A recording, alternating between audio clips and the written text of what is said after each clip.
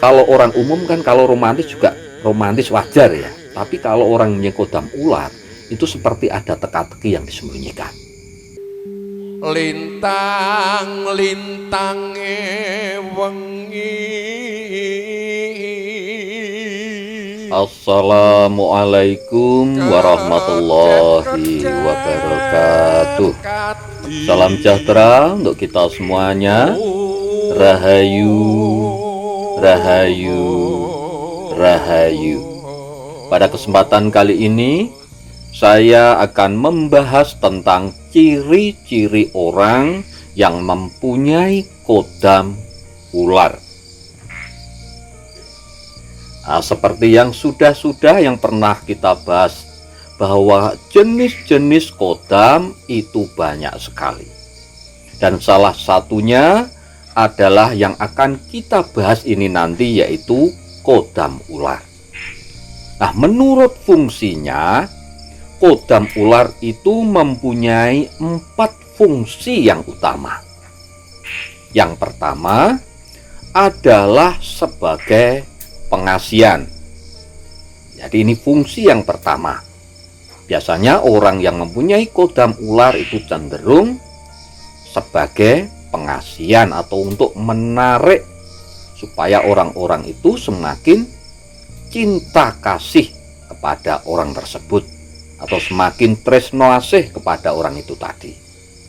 Kemudian fungsi yang kedua untuk kewibawaan. Ya, jadi orang yang mempunyai kodam ular itu mempunyai kecenderungan sebagai kewibawaan.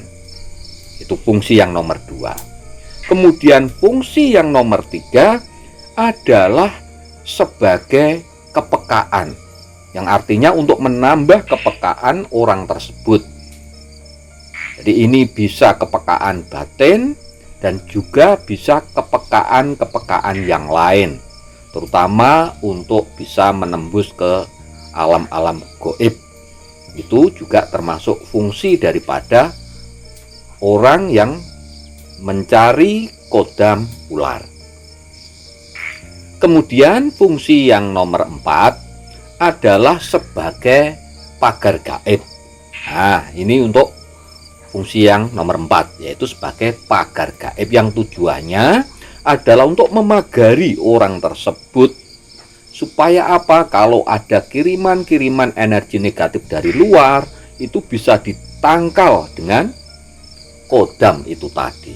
Nah, masalah berhasil atau tidaknya, seumpama untuk menangkal santet, teluh ataupun guna-guna, lah itu tergantung besar atau tingkatan daripada kekuatan kodam ular itu tadi.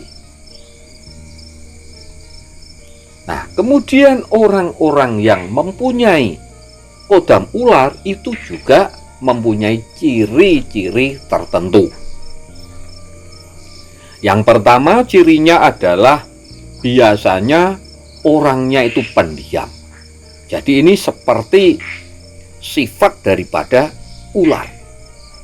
Ular itu cenderung diam. Nah, tetapi diamnya ular ini, kalau sudah terpaksa ataupun ada ancaman, itu dia sudah diamnya adalah siap-siap. Jadi dia siap-siap untuk menyerang sebenarnya. Jadi ini ciri-cirinya adalah orangnya itu pendiam. Kemudian kalau ngomong itu sedikit, tetapi biasanya itu pedes ngomongnya. Nah, ini ciri orang yang mempunyai kodam ular. Kemudian ciri yang nomor 2, kalau orang yang mempunyai kodam ular ini tidak kuat, maka cenderung orang tersebut itu biasanya malas. Ya, seperti sifatnya ular, sehabis makan biasanya lama itu ya diam, malas ya, semacam itu. Kemudian juga makannya, jadi makan daripada orang yang punya kodam ular itu cenderung memang tidak teratur. Di samping malas biasanya, ini kalau yang tidak kuat loh ya. Karena apa? Kadang ada orang yang disetir sama kodam itu ada, Tetapi kalau orang yang mempunyai kodam itu tadi kuat, artinya bisa mengendalikan kodamnya, maka sebenarnya aman. Efek yang saya sebutkan tadi seperti malas itu bisa diatasi. Kemudian kurang makan itu juga bisa diatasi. Kemudian juga mempunyai daya. Ini yang nomor 3. Cirinya adalah mempunyai daya pengasih yang besar. Nah, terutama orang-orang yang mencari kodam ular atau pengen mendapatkan kodam ular, ini tujuannya ini. Daya pengasihnya itu memang besar kalau kodam ular.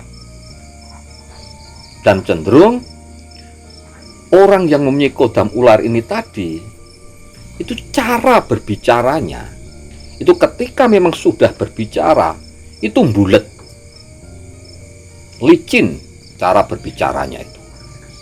Cara merayu sangat jago. Nah ini.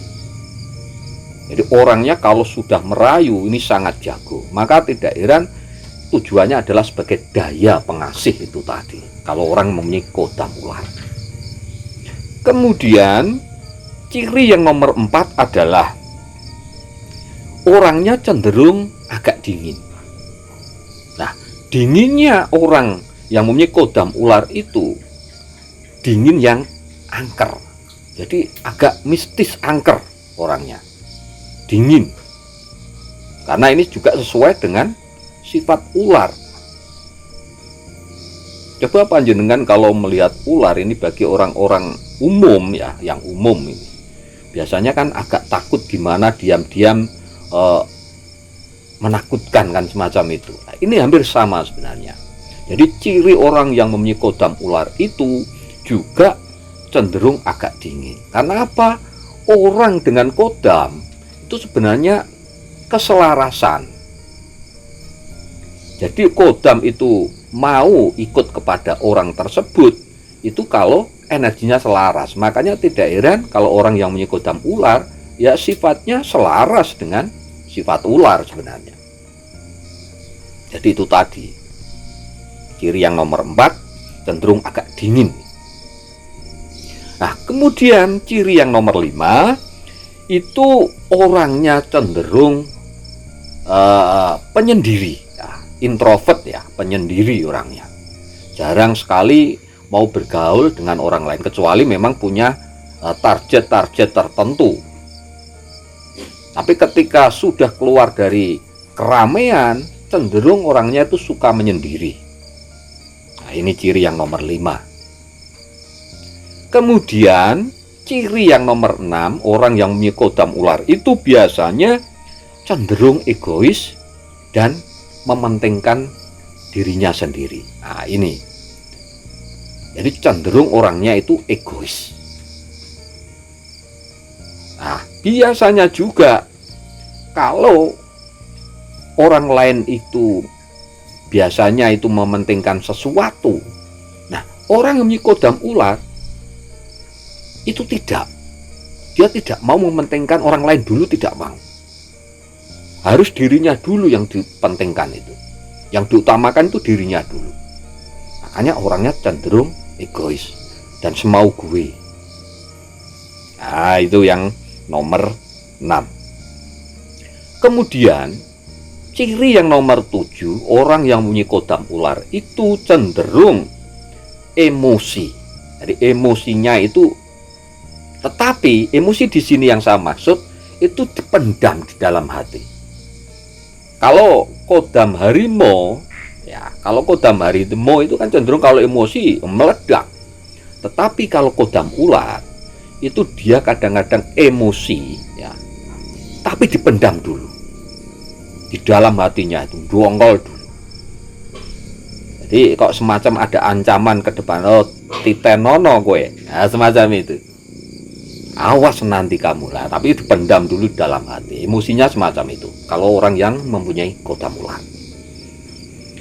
Kemudian ciri yang selanjutnya yang nomor 8, biasanya dalam percintaan itu cenderung orangnya memang romantis, kemudian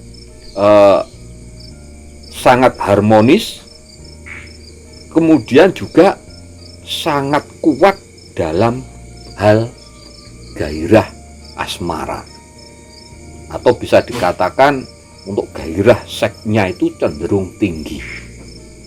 Ini kalau orang yang mempunyai kodam ular. Nah, keromantisan dan juga hal percintaannya itu,